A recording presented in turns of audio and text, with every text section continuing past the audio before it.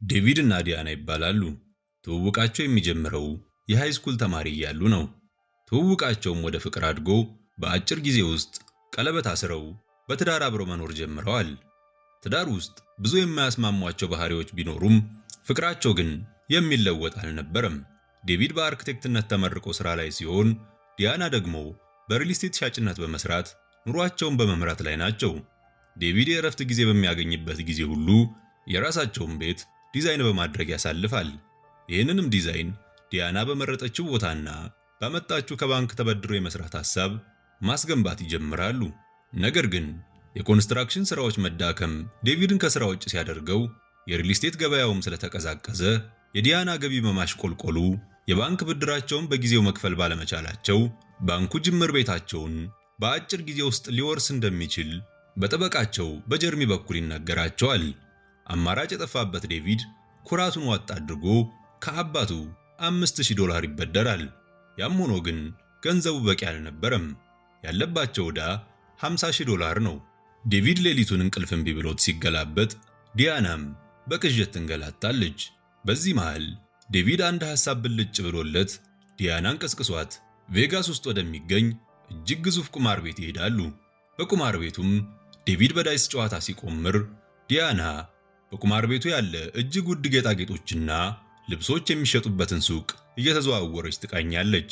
ጆን ጌጅ የተባለ ባለጸጋ ዲያና ካለችበት ሱቅ ፊት ለፊት ከጓደኞቹ ጋር በሚያወራበት ጊዜ ዲያናን ሲመለከት፣ እሷ በሱቅ ውስጥ ለደንበኞች የተቀመጡ ከረሜላዎችን በብዛት አንስታ ወደ ቦርሳዋ ጨምራ ቀና ስትል አይን ለአይን ተገጣጥመው ፈገግታ ይለዋወጣሉ። ዲያና ቀሚሶች ወደሚሸጡበት ክፍል ገብታ ቀሚስ ስታማርጥ፣ ጆን ጌጅ አጠገቧ መጥቶ ቀሚሱን ሊገዛላት እንደሚፈልግ ይነግራታል። በገንዘቡ ሊያማልላት እንደፈለገ የተረዳችው ዲያና እሷ የማትሸጥ መሆኑን ነግራው ወደ ዴቪድ በመሄድ ድጋፍ ትሰጠዋለች። በዛሬው ቁማር ተሳክቶላቸው ያላቸውን አጠቃላይ ገንዘብ $25000 አድርሰው ነገም በድጋሚ በመቆመር ገንዘባቸውን እጥፍ በማድረግ ዕዳቸውን እንደሚከፍሉ ያቅዳሉ። በቀጣዩ ቀን ግን እድል ከዕቅዳቸው ጋር ሳይገጥም ያላቸውን ሁሉ ያጣሉ። በዚህ ቀን እንደነ ዴቪድ ሁሉ ጆንም እድል አልቀናውም። እነ ዴቪድ ባዶ እጃቸውን ከቁማር ቤት በመውጣት ላይ ያሉ በሕዝብ የተከበበውን የቤቱን ትልቁን ቁማር ሲመለከቱ ወደዚያው ያመራሉ። ጆን ዲያናን ሲያያት ዴቪድ ፈቃዱ ከሆነ ለእድል ተሆነው ዘንድ አብራው እንድትሆን ይጠይቀዋል። ዴቪድም መጠየቅ ያለበት እሱን ሳይሆን ዲያናን መሆኑን ይነግረዋል።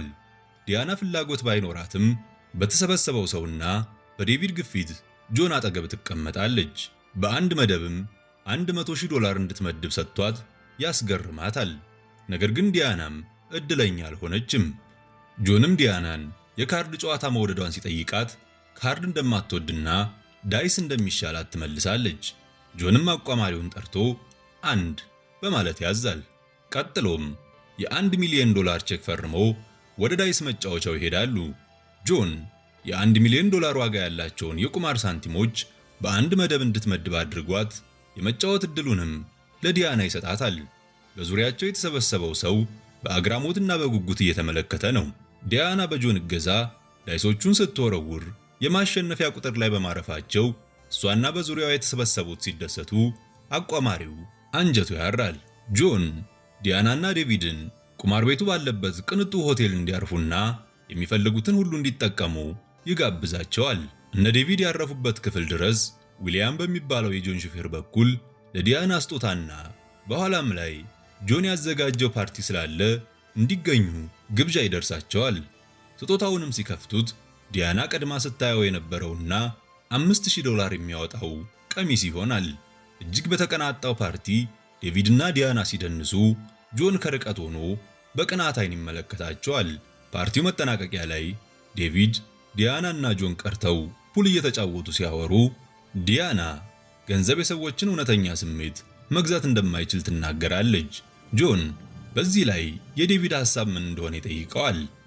ዴቪድም በዲያና ሐሳብ የሚስማማ መሆኑን ይመልሳል። ጆንም ቀጥሎ እሱ ከዲያና ጋር አንድ ምሽት ለማሳለፍ $1 ሚሊዮን እንደሚከፍላቸውና ለመልሱም እንዲያስቡበት ነግሯቸው ይለያቸዋል። ለዚህ ቻናል አዲስ የሆናችሁ ሰብስክራይብ በማድረግ ቤተሰቡን ተቀላቀሉ። እናመሰግናለን። ሌሊቱን ዴቪድና ዲያና ሐሳቡን ቅልፍ ነስቷቸው ለመተኛት ይቸገራሉ። ዲያናም ዴቪድ የሚፈልግ ከሆነ ለሱ ስትል ለአንድ ምሽት ልታደርገው እንደምትችል ትነግረዋለች። ዴቪድ ግን እንደማይፈልግና ስለዚህ ነገርም ማውራት እንደሌለባቸው ያሳስባታል። ነገር ግን ዲያና በሚያገኙት ገንዘብ ደስተኛ ሕይወት መምራት እንደሚችሉና የተፈጠረውንም ነገር ከመጋባታቸው በፊት አብረዋቸው እንደተኙ ሰዎች ሁሉ መርሳት እንደሚችሉ በመንገር ልታሳምነው ትጥራለች። በጠዋትም ጠበቃቸውን ጀርሚን ጠርተው ከጆን ጋር ተስማምተው ይዋዋላሉ። ዴቪድ ባደረገው ነገር ሲጸጸት ጀርሚ አንድ ምሽት ምንም እንዳልሆነና ዲያናን በፍቃዷ እስካደረገችው ድረስ ሊጸጸት እንደማይገባው እየነገረው ጸጸቱን መቋቋም ስላልቻለ ወደ ዲያና መሮጥ ይጀምራል። ነገር ግን ዴቪድ እነ ዲያና ጋር ሲደርስ እነሱ በሄሊኮፕተር ከቦታው ተነስተዋል። አመሻሽ ላይ እነ ዲያናን የያዘችው ሄሊኮፕተር ውቅያኖስ መሃል ቆሞ የሚጠብቃቸው ትልቅ ጀልባ ላይ ታርፋለች። ምሽት ላይም ጆን ውሳኔውን ማንኛቸው እንደወሰኑ ጠይቋት ዲያና እሱ ብትሆን ከማንም ጋር ሊጋራት እንደማይፈቅድ ሲነግራት ዲያና እሱ ሴት በገንዘብ እየገዛ ዴቪድን ለመተቸት ምንም ሞራል እንደሌለው ትመልስለታለች። ጆንም እሱ ሴቶችን ገዝቶ እንደማያውቅና እሷንም ቢሆን አይገዛኝም ስላለች እንደምትገዛ ሊያሳያት እንደሆነና አዳራቸውንም የእድሌ በሚላት ዶላር ለመወሰን ዘውድ ከሆነ አብረው እንደሚያድሩና ጎፈር ከሆነ ደግሞ እንደሚመለሱ ነግሯት ሳንቲሙ ተወርውሮ ሲታይ ዘውድ በመሆኑ በቆሙበት መሳሳም ይጀምራሉ። በጠዋት ዴቪድ ዲያናን አሳልፎ በመስጠቱ በጸጸት ተሰብሮ በተቀመጠበት ዲያና ወደ ክፍሉ ትገባለች። ሁለቱም ተፈራርተውና ተዛዝነው እርስ በርስ ለመጽናናት ይሞክራሉ። $1 ሚሊዮን ዶላራቸውን ተቀብለው የባንክ ዕዳቸውን ለመክፈል ሲሄዱ በተባለው ጊዜ መክፈል ስላልቻሉ ቤቱ ለሌላ ሰው ተላልፎ መሸጡ ይነገራቸዋል። ጊዜያት ቢያልፉም ዴቪድ ግን ያን ምሽት መርሳት ሳይችል በአጋጣሚ ስቶቭ የለኮሰበት ክብሪት ስለተለየበት በአትኩሮት ሲመለከት ግሪፈን የሚል ጽሑፍ በማየቱ ውስጡ አንዳች ጥያቄ ይፈጠራል። ግሪፈንም ምን ማለት እንደሆነ ዲያናን ሲጠይቃት በዚህ ጉዳይ ላይ እንደማያወሩ የተነጋገሩትን ታስታውሰዋለች። ዴቪድም ይህን ያለው መርሳት የሚችል መስሎት ቢሆንም አሁን ግን ምናልባት ሁሉንም ነገር ቢያወሩበት ለመርሳትና ወደፊት ለመጓዝ ሊያግዘው እንደሚችል ይናገራል። ዲያና ባትስማማም ግሪፈን ጀልባ እንደሆነ ትነግረዋለች። ዴቪድ ጀልባው ላይ የሆነውን ማወቅ ቢፈልግም ዲያና ክብሪቱን የት እንዳገኘውና ቦርሳዋን ፈትሾ እንደሆነ ከመጠየቅ ውጪ ሳትመልስለት ትቀራለች። የበለጠ የተጠራጠረው ዴቪድ ቦርሳዋ ውስጥ ምን እንዳስቀመጠች ሲጠይቃት ዲያና በዚህ ጉዳይ ማውራት እንደሌለባት አምና ወደ ውስጥ ትገባለች። ዴቪድ አልጋ ላይ ጋደም ብሎ በሐሳብ ሲብሰለሰል ፊት ለፊቱ የሚያየውን የዲያናን ቦርሳ የመፈተሽ ሐሳብ ብልጭ ብሎበት ሲፈትሽ ከዋሌቷ ውስጥ የሁለታቸውን የወጣትነት ፎቶ አግኝቶ ፈገግ ይላል። ነገር ግን ፍተሻውን ሲቀጥል የጆን ስልክ የሰፈረበት ካርድ በማግኘቱ በንዴት ወደ ዲያና በመሄድ አሁንም ድረስ ከጆን ጋር ግንኙነት እንዳላት ይጠይቃታል። ዲያና ግን ካርዱን እንኳን ካለ ዛሬ አይተው እንደማታውቅና ቦርሳዋንም በመፈተሹ እንደተበሳጨች ትነግረዋለች። ከዚህ በኋላ ዲያና ቤታቸውን መልሶ ለመግዛት በምታውቃት የሪል ስቴት ሻጭ በኩል ማን ከባንክ እንደገዛው ስታጣራ ጆን መሆኑን ትደርስበታለች። ዲያናም በብስጭት ጆን ወዳለበት በመሄድ ለምን ሊጎዳት እንደፈለገ ስትጠይቀው ሊጎዳት ፈልጎ ሳይሆን አጋጣሚውን ስላገኘ እንደገዛው ይመልሳል።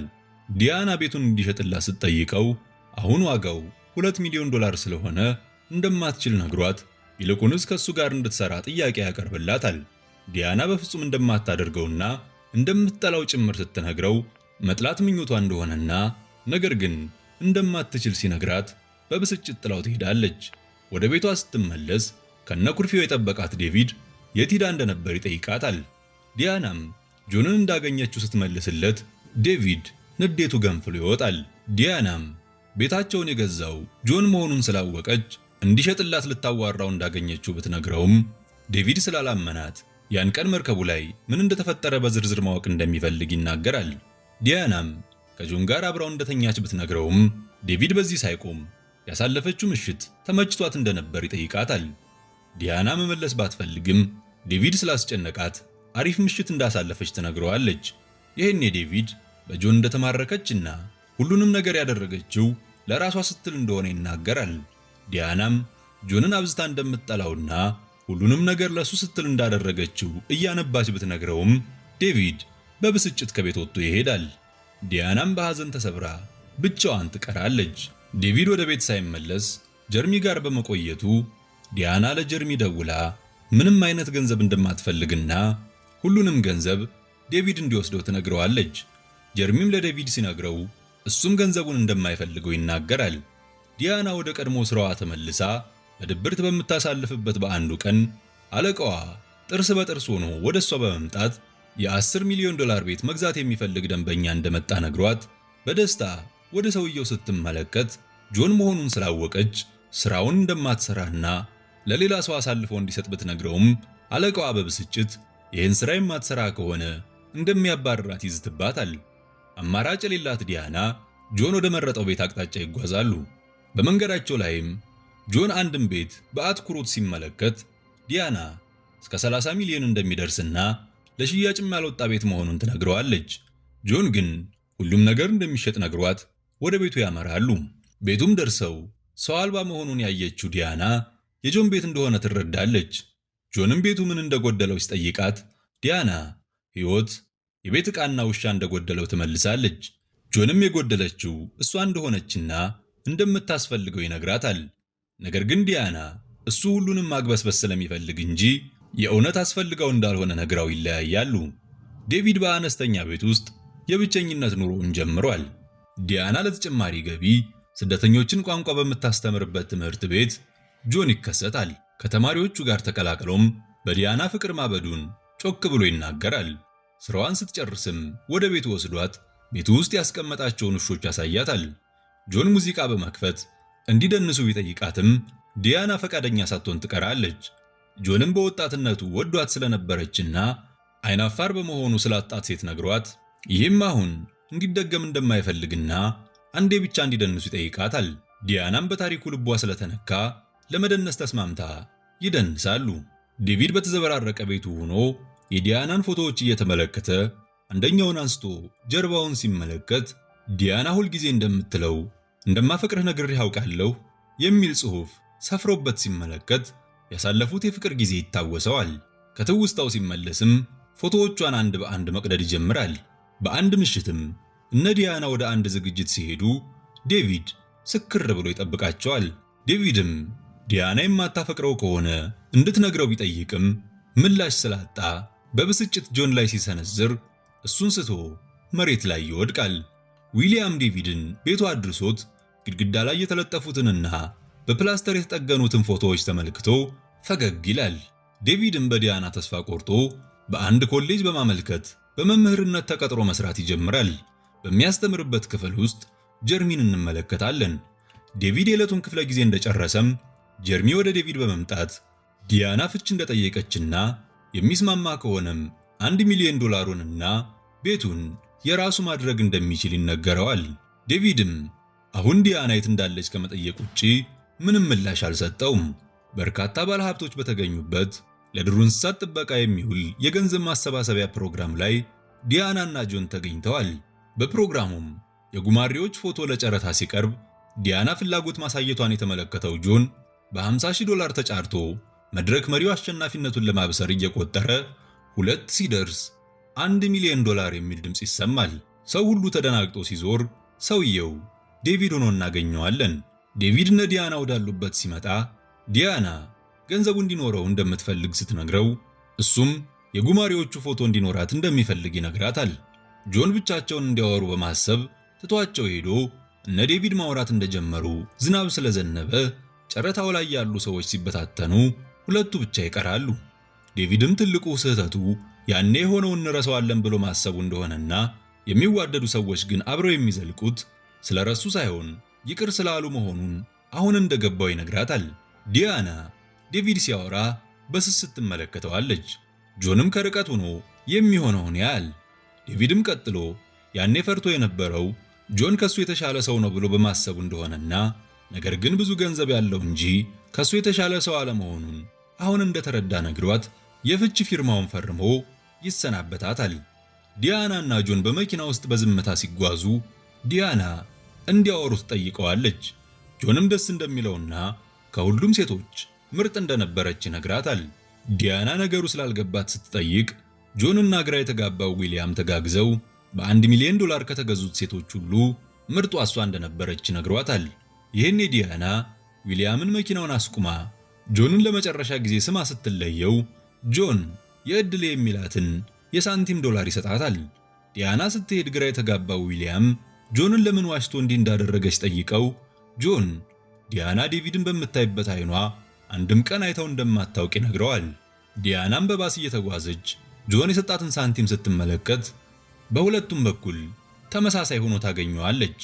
ዲያና ከባስ ወርዳ ዴቪድ ቀለበት ያሰረላት ቦታ ስትሄድ ዴቪድን እዛው ቦታ ተቀምጦ ታየዋለች። በመጨረሻም ወደ እሱ በመሄድ ከጀርባው ተቀምጣ ሁልጊዜ እንደሚባባሉት ፍቅራቸውን ተገላልጸው እጅ ለእጅ በመያያዝ ሁለቱም ሲደሰቱ ታሪካችን ይጠናቀቃል።